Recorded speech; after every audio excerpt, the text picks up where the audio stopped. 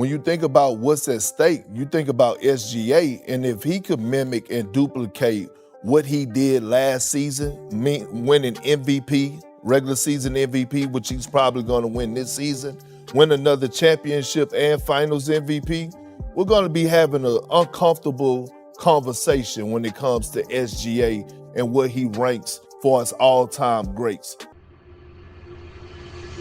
There is a secret rule in the NBA that almost everyone knows.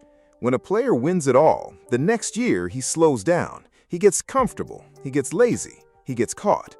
But Shai Gilgeous-Alexander, he never heard that rule. Last season, he won the MVP, the Finals MVP, and the scoring title, all in the same year. Only 4 players in the whole history of the NBA have ever done that. The league told itself that was his best, that was his ceiling, that was as high as he could go. So what did he do next? He went out and broke a record that people thought only Wilt Chamberlain could own. This is not a follow-up season. This is the scariest version of him that any coach or defender ever feared would show up. And guess what? He is just getting started. To really understand why what is happening right now should scare every team in the league, you have to go back to the beginning, back to the player nobody wanted to build around. In 2018, the Charlotte Hornets took a long, quiet guard from Toronto with the 11th overall pick. Not top 5, not a big name, just a skinny kid with long arms that most fans had never watched a full game of.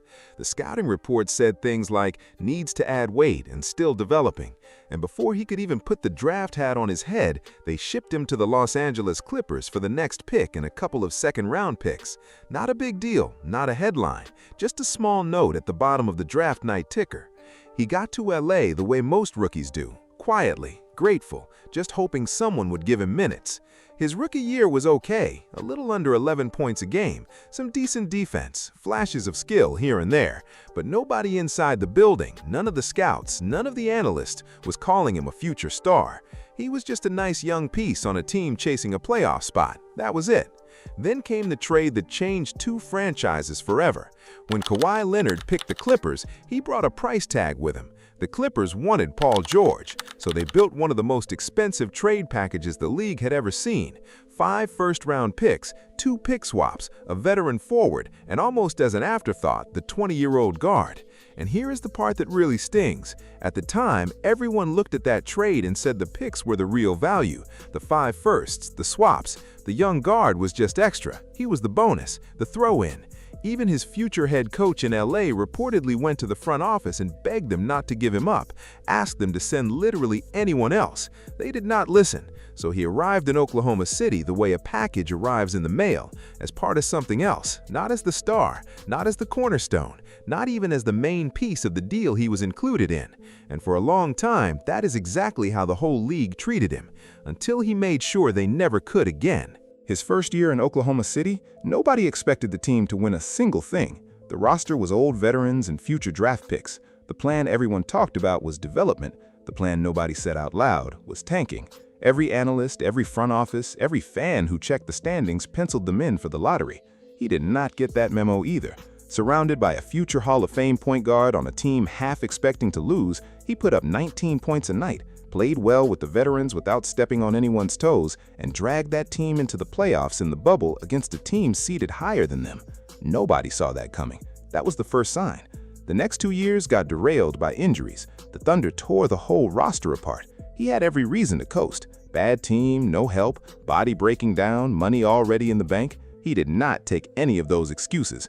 The mid-range got better, the footwork got tighter, the pace became surgical. He started doing things on the floor that did not even have names yet.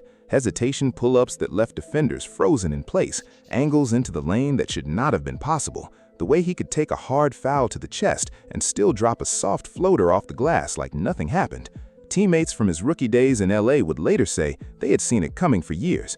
New moves every single practice, stuff nobody had ever seen before.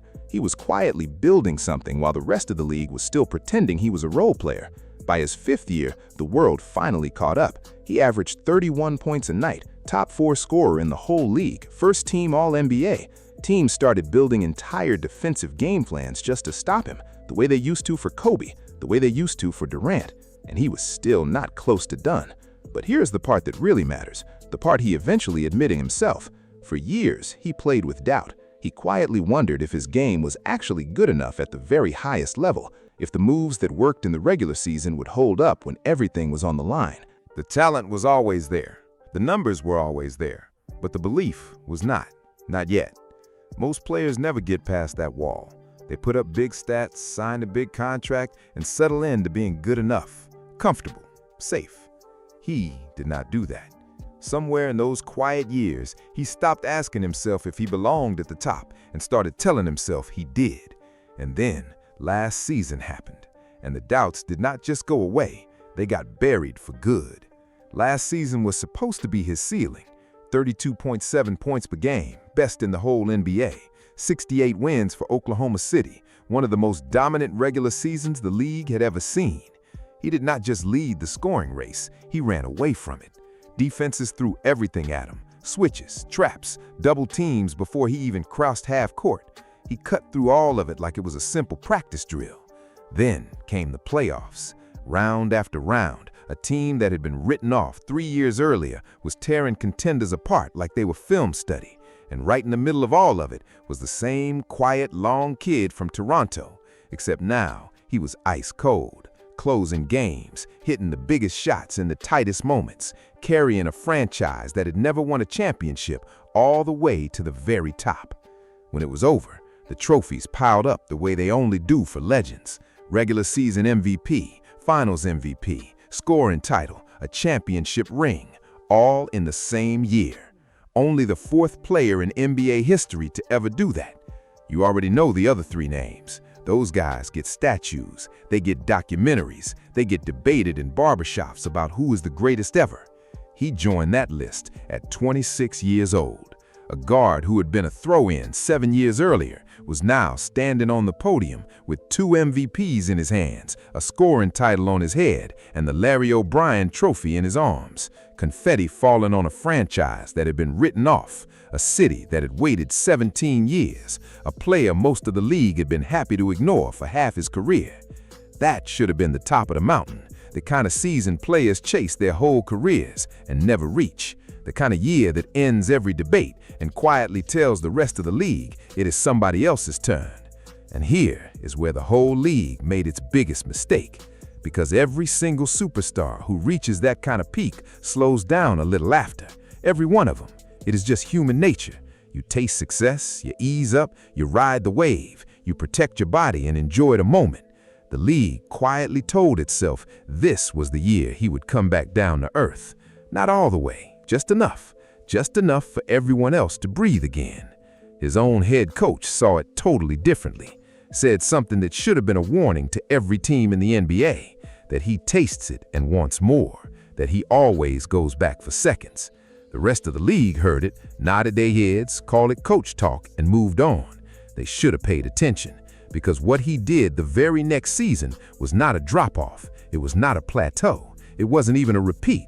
It was a level that nobody in the league had a single answer for. The Thunder did not fall off. They came back with almost the exact same roster, the same rotation, the same coach, and they won 64 games, best record in the entire NBA. Again, they did not blink, did not slow down. The team that was supposed to come back to earth just stayed up there and refused to come down, and so did he. 31.6 points per night, 55% shooting from the field, a true shooting percentage of 66, a number you almost never see unless it is next to a 7-foot center who only takes dunks and layups at the rim. He is a 6'6" guard, taking pull-up jumpers, step-backs, and mid-range fadeaways, and he is making them at a rate the sport has almost never seen from someone at his position. Then came the streak, 127 games in a row scoring at least 20 points. He passed Wilt Chamberlain, a record older than most of the franchises playing in this league. And the next longest active streak in the whole NBA was not even 1/3 of his. The numbers are almost impossible to believe. An all-star hitting 20 points in 127 straight games works out to roughly 1 in 3.2 quintillion. That is not a mistake. That is not a rough estimate. That is the actual math. The number gets so big it stops sounding like it is real. But here is the detail most people completely miss. In almost 90% of those games, he already had his 20 points before the fourth quarter even started. He was not piling on in garbage time. He was not milking extra minutes. He was done with his work in 3 quarters and sitting back down. So now you have to ask the real question: why can no defense in the league solve this version of him? 3 reasons. Number 1 is the mind. The quiet doubt he carried for years, the insecurity about whether his game was good enough, is completely gone, buried. He does not get shaken, not in overtime, not by double teams, not with a 63-year-old record sitting on his back. He just plays. There is a calm to him now that is almost strange to watch. Number 2 is the two-way game. The Thunder play one of the toughest defenses in the league, and he is not just along for the ride. He is averaging more than a steal a game, top 10 in the entire NBA. He uses angles on defense the exact same way he uses them on offense, manipulating space, setting traps on passing lanes, closing windows before the ball even gets there. Number 3 is shot selection. He takes fewer shots than almost any other superstar. He does not force anything. He does not go hunting for buckets. He gets to his spots, draws fouls, and converts at a historic rate. He is the rare kind of player who actually gets more efficient the more you ask of him. And all of this is playing out deep in the playoffs right now, with another championship in reach, and with him as the heavy favorite to win back-to-back MVPs, a club only 13 players in the entire history of this sport have ever been a part of. Last year was supposed to be his peak. This year, he turned that peak into a starting line. So when people ask what he still has left to prove, the honest answer is the one that should scare every team in this league the most. Nothing. He is 27 years old, the reigning MVP, the reigning Finals MVP, the active record holder for the longest scoring streak in NBA history. And the path he is on is not slowing down, it is speeding up. 7 years ago, he was the extra piece nobody wanted in someone else's trade. Today, he is the player every single front office in the league wishes they had drafted, and the one nobody on the planet has figured out how to stop.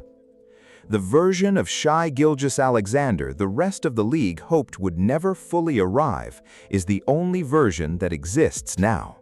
And he is just getting started. Where do you rank him among the all-time greats already? Drop your answer in the comments. Like, subscribe, and check out one of these videos on your screen.